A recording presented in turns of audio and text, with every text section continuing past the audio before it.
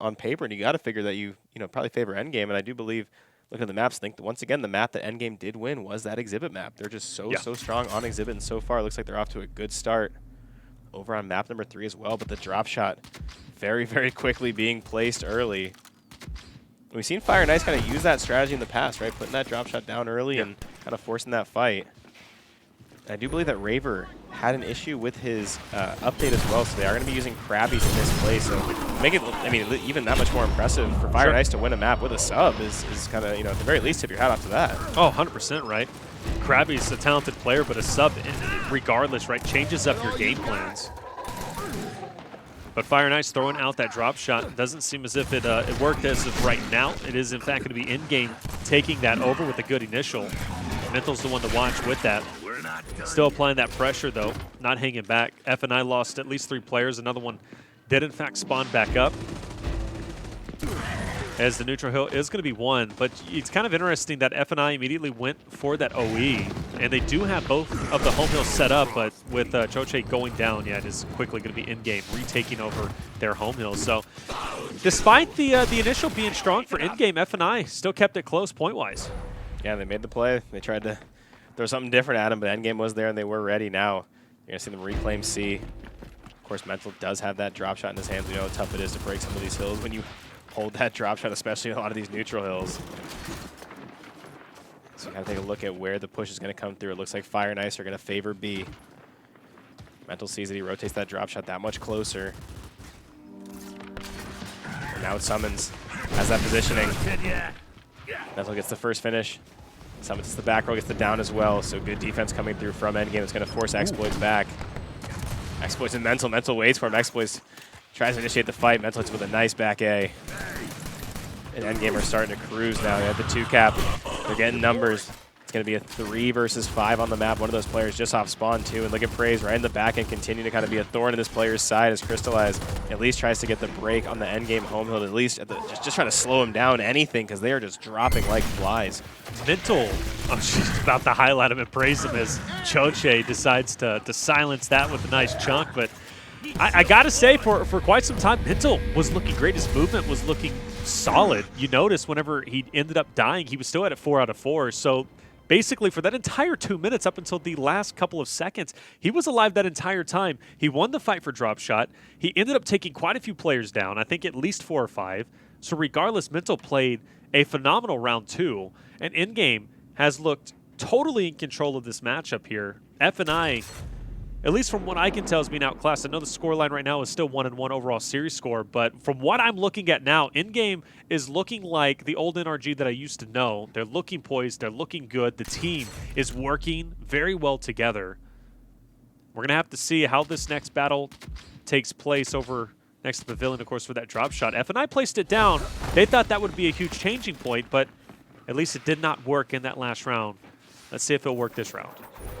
Again, we know for the rest of this entire map, that fight's going to go down to the drop shot early. Too strong of a weapon to ignore, and Endgame is making this early fight look easy. 2 very quick kills. Now Crystallize is going to be surrounded. Mental just waits and waits and waits and makes him pay.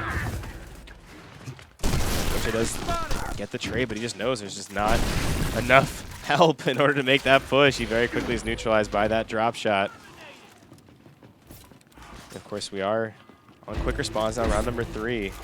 You got to imagine if Endgame keeps slaying out like this, they're going to continue to kind of take control of the respawn economy. They continue to kind of take hold of the time lead, and now once again they have the drop shot overlooking B. Yeah, and you're not going to be able to retake that. And Crystallize, he'll stack up for it, but he's going to get finished off right here. That's going to be a nice connection for Praised.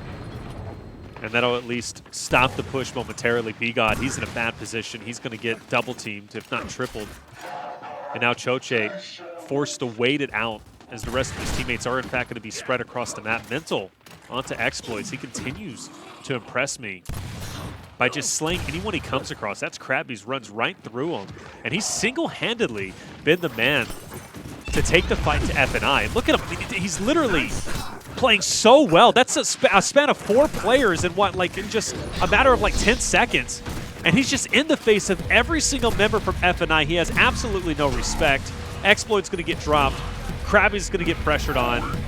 He gets taken out by Mental, and Mental goes back. He's not stopping there onto Choche. Mental took out, what, 7 or 8 players in a span of 30 seconds. He's just playing ranked at this point. At this point, he really running, is. At this point, he really is. He's playing ranked King of the Hill. Just running around, chunking everyone in sight. Jeez. By the way, he's using the fire and ice skins while he does it.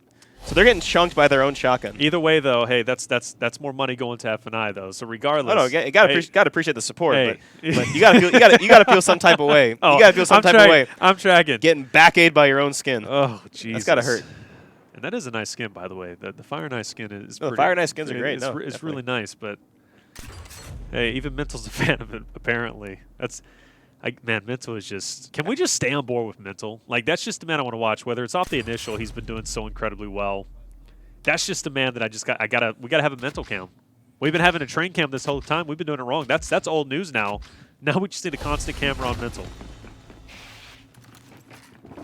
Let's see now if Fire and Ice can answer back in this initial. The last couple have just been overwhelmingly in favor of Endgame. They've gotten the early kills, they've gotten the mid-round kills, and they've gotten the late kills. They're on board. Mental does hit a brick, but isn't able to get the full kill. Numbers advantage currently favoring F&I. Let's see how long it can last. Solars gets in there. Okay. Tries to make a play. Fire and Ice does secure that drop shot now for the first time, at least since we've tuned in. And Krabby's going to go ahead and look to maybe trade that weapon out. Yeah. Set chooses to save it. Now the trade is going to be in. Hand it over to Crystallize. On the second wave of kills, though, here comes Explosive. And they kind of look at the worker mode, Taylor. Exploit's kind of off by himself. So Endgame do make the push over to the home hills. Kind of say, okay, you can have B all you want, right? We're going to make the rotation over here. We're going to get the 2 cap this way. At the very least, Crystallize does have the drop to maybe kind of clear him out of this small space. But you see how quickly Endgame off spawn gets that second wave and makes that rotation. And speaking of rotations, by the way, someone has now hit B. That's going to be Explosive. Looks like Explosive, kind of the most active player on the map that I've ever seen in Gears, and it's plays like that. He's always moving. He's always hitting somewhere. And just when it looked like Fire and Ice is maybe making a play to get the 2 cap of their own, Explosive was there. F&I do answer back, though, with a double click. Crystallize finally put that drop shot to use. Unfortunately, though, Exploit's already sitting on 0 respawns. Choche on 1.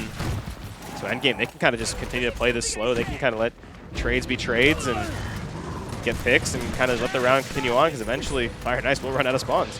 Yeah, and I think that's the end game, if you will, no pun intended, for end game. But I think F&I wanted to end this round very early on. That's why they were going so aggressively for that trip cap. Unfortunately, someone from endgame ended up sneaking over towards A, and they stopped that in their tracks. But now you have Exploits, B-God, Choche on Last Life.